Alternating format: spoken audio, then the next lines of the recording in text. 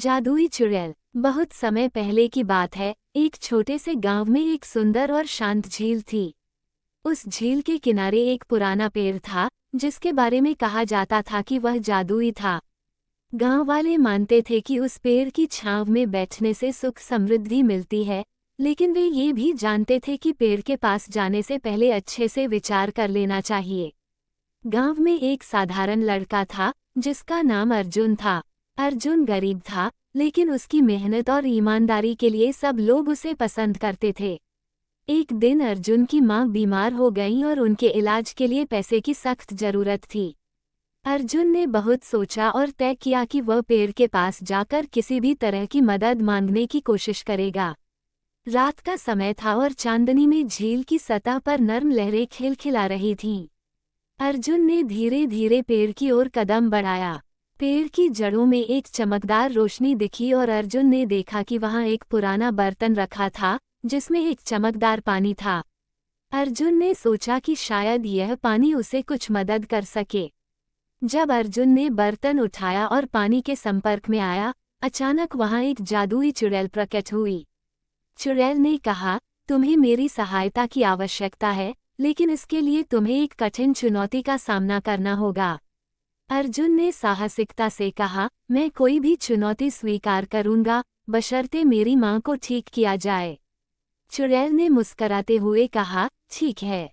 तुम्हें 3 काम करने होंगे। पहले, तुम्हें अपने गांव की सबसे पुरानी और मूल्यवान चीज को ढूंढना होगा। दूसरा, तुम्हें उस चीज को अपने दिल से प्यार करना होगा। और तीसरा, तुम्हें एक बार भी झूठ नहीं बोलना होगा। अर्जुन ने स्वीकार कर लिया और चुनौतियों की ओर बढ़ गया। पहले काम में उसे गांव के सबसे पुराने मंदिर में एक प्राचीन पुस्तक मिली, जिसे गांव वाले धार्मिक महत्व मानते थे। अर्जुन ने किताब को बहुत आदर के साथ उठाया और उसके प्रति अपने प्यार का इजहार किया। दूसरे काम में अर्जुन ने एक नन्ही बच्ची को देखा जो एक मोमबत्ती जलाए हुए मंदिर के बाहर बैठी थी।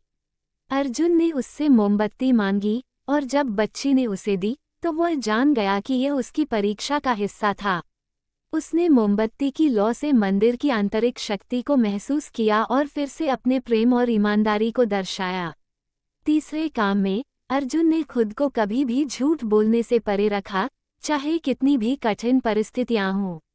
उसकी सच्चाई और मेहनत ने उसे चुनौतियों से पार पा लिया। जब अर्जुन ने सभी चुनौतियों को पार कर लिया, चुड़ैल ने उसकी मां की बीमारियों को ठीक कर दिया और उसे धन भी प्रदान किया। अर्जुन ने धन का उपयोग गांव के विकास और अपनी मां की देखभाल में किया। गांव वाले अर्जुन की सच्चाई और बहादुरी को देखकर बहुत प्रभावित हुए।